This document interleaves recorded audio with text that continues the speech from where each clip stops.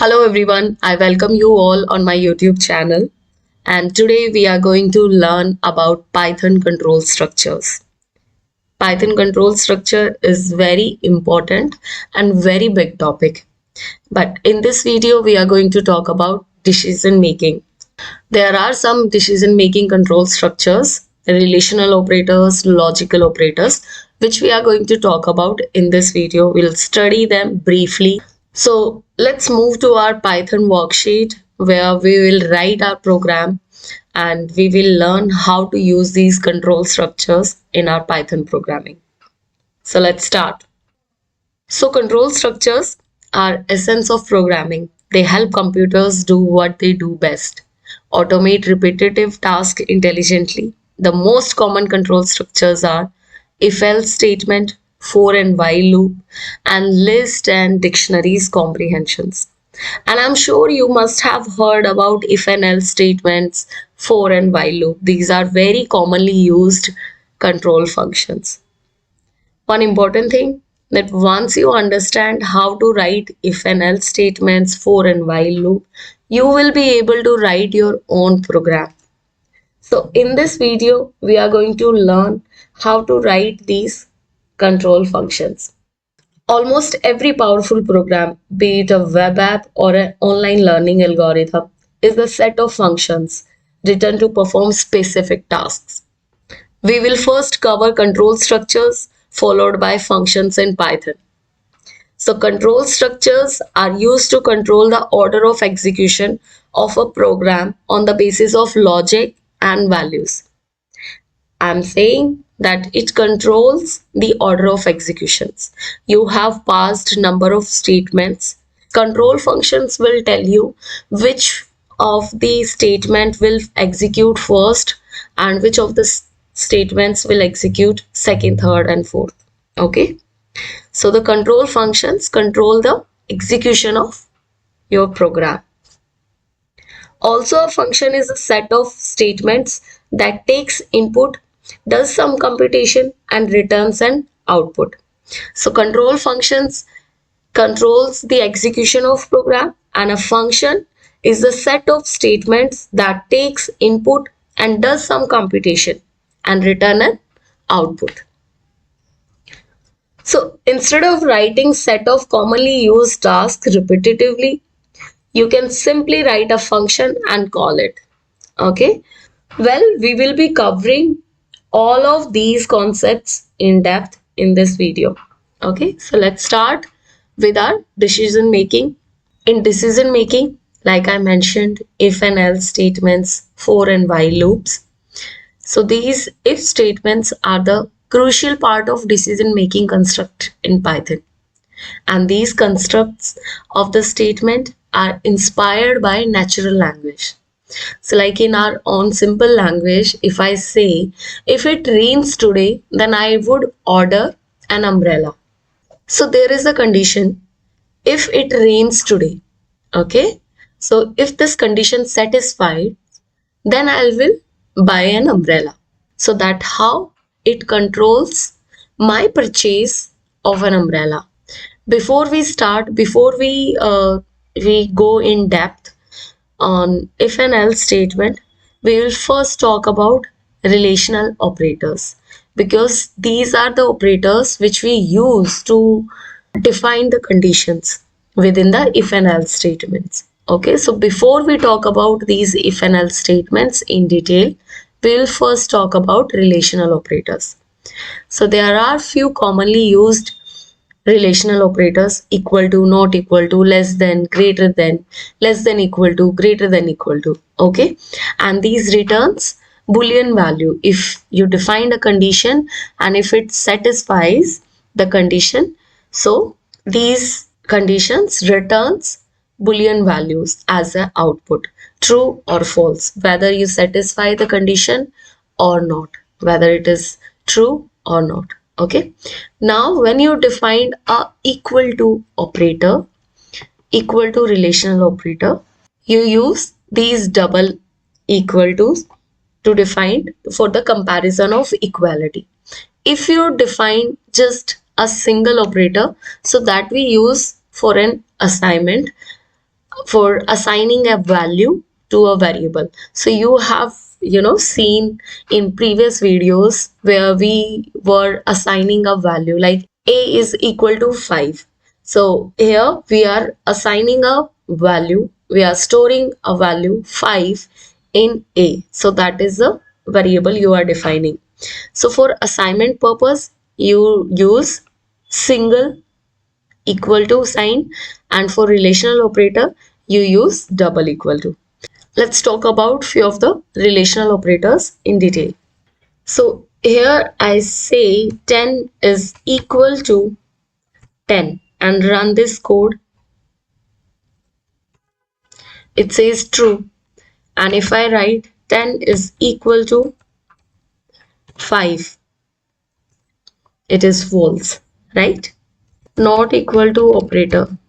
10 is not equal to 5. Let's run this. It is true, right?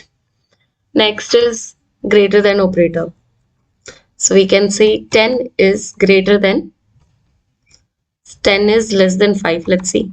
It is false. Less than operator. 10 is less than 5. It is false. So these are the few operators you can use. Next, you can also do greater than equal to. So let's try. The 10 is greater than equal to 5. So it's true. You can also do less than equal to 5. Run this, it's a false.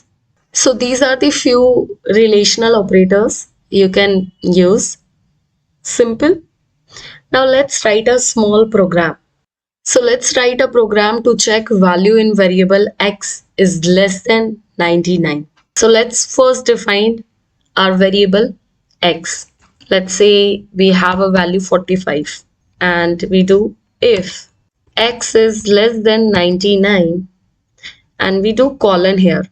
We defined colon here to give the indentation. Okay. You can see my cursor is below this less than sign, right? It's not starting from the this if. Okay. So to give the indentation in your program, you use this colon. So this will be inside your if statement. Okay.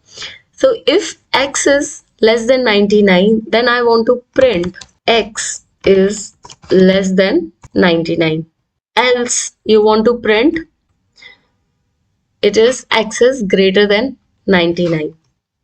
So I want to print this one in the else condition. Let's run this program. So your x is 45, which is less than 99. So here it compared x value with 99 using this relational operator, and then using this if and else statement, it checked in which condition it falls. Okay. So if x is less than 99, which is true, then it will print 45 is less than 99. So that's how it works. Now let's talk about logical operators. So logical operators are being used when we have multiple conditions. So we have this, right? X is 45. Now what if we want to check two different conditions? Okay. Say, let's go back to this example. If it rains today, then I would order an umbrella. If it rains, I have to condition, for example, if it rains and if I need to go outside, okay, then I will order an umbrella. If I don't need to go outside, then I will not order an umbrella. Okay. If I'm staying home and it is raining, then I will not order an umbrella. So you have two conditions. If it rains and if you need to go outside, then you will order an umbrella. So to join these two conditions, to define these two conditions together, you need to use logical operators. So whether you say if it rains and I need to go to, if it rains and I need to go outside. Okay. So you have used this and logical operator to join these two conditions. So logical operators are being used where we have to define multiple conditions under our control structures. Okay, so these logical operators are to join the relational operators. So these are some of the most commonly used logical operators: and, or, nor, XOR. So let's write a program to record the age of visitor and allow him to an exclusive children's party hosted by you only if he or she is above 60 years old or before 18 years of age. So let's first take the input from user itself. Let's define X as a variable where we will take an input from user. So we are asking for the age input, enter your age. So the person will enter the age here. Age is the number and we want to compare it. We want it in a number data type only. So I will define conversion here, that is int. Let's write our if and else statement. If X is, it's case sensitive, so use capital X only if your variable is capital X. If your age is less than equal to 18 or X is greater than equal to 60. Okay, you colon for indentation. Then you print welcome to the party. Either you are below 18 or above 16, 60. One person cannot have both the age, right? Either he or she is below 18 or greater than equal to 60. Okay, if you satisfy any of the condition, so we have used or. If you satisfy either of the conditions, okay, any of the condition you satisfy, you are welcome to the party. Else you print sorry, you don't fit in the age criteria. Okay, let's run this program. So enter your age. I'll enter 35. Okay, enter. So you get the message, sorry, you don't fit in the age criteria. Okay, because you are either not below 18 or not above 60. Okay, so that's how you do it. Let's write one more program. So let's write a program which offers various discounts based on purchase bill. So I have done some shopping. Customer has done some shopping. Say, let's define a variable. Shopping total is equal to 55. Say this is my amount. Okay, I have done shopping of 550 rupees. So the shop is offering some discount on the different purchases. Let's see what are the conditions. Let's define our if and else statement. So if shopping total is greater than equal to 500, give the indentation, then you print. Okay, so this is one condition I have defined here. If your shopping total is greater than 500, then you get a message that you won a discount voucher of flat 1000 rupees on your next purchase. Okay, let's define another condition, that is else if. If shopping total if shopping total is greater than equal to 250 rupees, then you get a message that you won the discount voucher of 500 rupees on your next purchase. Okay, let's define another else if condition. This is how you do it. Shopping total is greater than equal to 100 rupees, then you get a message that you won a discount voucher of flat 250 rupees on your next purchase. So these are the three discount shop is giving you. Now what will be your end statement? So for that you need to define, you end it with else print, else customer gets a message that oops, no discount for you. Okay, So these are the three discount vouchers shop is giving you. If you have shopped more than 500, if you have shopped 250 rupees, more than 250 rupees, if you have shopped more than equal to 100 rupees. So these are the three coupons you might get. Okay. If none of the conditions satisfied, then you get a message, no discount for you. Okay. So let's run this code and you get that you have won a discount voucher of flat 1,000 rupees on your next purchase because the shopping you have done is above 500 rupees.